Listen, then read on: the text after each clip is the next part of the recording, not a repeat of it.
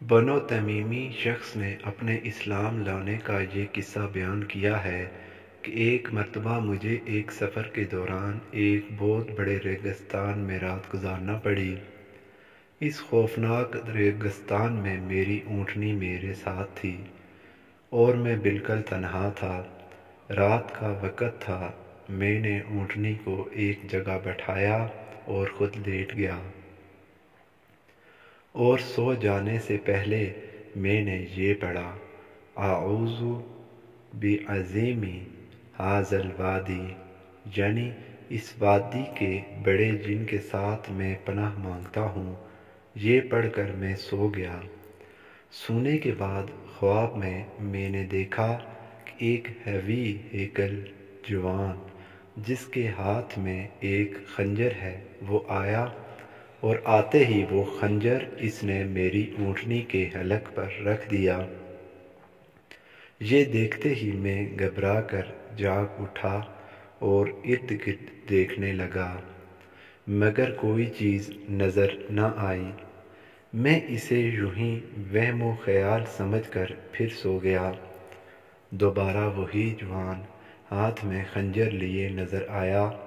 اس نے خنجر پھر میری اونٹنی کے گلے پر رکھ دیا۔ میں پھر چونک پڑا اور دیکھا کہ میری اونٹنی بھی کانپ رہی ہے۔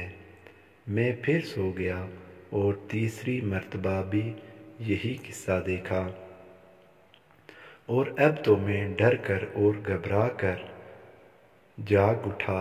میں نے دیکھا کہ اونٹنی بھی ڈر کے مارے بہت کانپ رہی ہے۔ میں نے پیچھے مڑ کر دیکھا تو وہی جوان ہاتھ میں خنجر لیے نظر آیا، اور اس کے ساتھ ایک بوڑھا شخص بھی دیکھا جس نے اس جوان کا ہاتھ پکڑ رکھا تھا اور اونٹنی کے قریب آنے سے اسے روک رہا تھا، اور وہ دونوں آپس میں لڑ جھگڑ رہے تھے۔ تھوڑی دیر میں 3 بڑے بڑے بیل وہاں آ گئے، اور اس بوڑھے نے اس جوان سے کہا: ان بیلوں میں سے جو بیل چاہو اس میرے پڑوسی آدمی کی اونٹنی کے بدلے لے لو، مگر میرے پڑوسی آدمی کی اونٹنی کو ہاتھ نہ لگاؤ۔ چنانچہ وہ جوان آگے بڑھا اور ان بیلوں میں سے ایک بیل اس نے پکڑ لیا اور اسے لے کر وہاں سے چلا گیا۔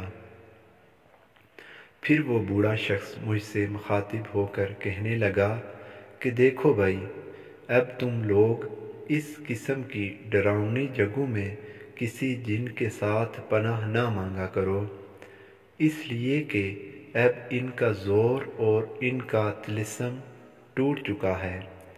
اب تم یوں کہا کرو: اعوذ باللہ رب محمد من ہوا ھذا الوادی، یعنی میں محمد کے رب کے ساتھ پناہ مانگتا ہوں اس وادی کے ہول سے۔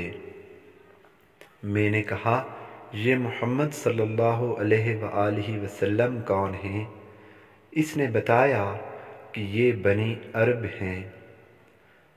میں نے پوچھا: کہاں رہتے ہیں؟ اس نے کہا کہ مدینہ منورہ میں۔ میں یہ سن کر انتہائی شوق اور خوشی میں اپنی اونٹنی پر سوار ہوا اور سیدھا مدینہ منورہ آ پہنچا، اور حضرت محمد صلی اللہ علیہ وآلہ وسلم کی خدمت میں حاضر ہو گیا۔ حضور صلی اللہ علیہ وآلہ وسلم نے مجھے دیکھتے ہی میرا سارا قصہ خود ہی لفظ لفظ سنا دیا، اور پھر مجھے مسلمان ہو جانے کے لیے ارشاد فرمایا، تو میں نے فوراً کلمہ پڑھ کر حلقہ بگوش اسلام میں داخل ہو گیا۔ حجت اللہ علی العالمین۔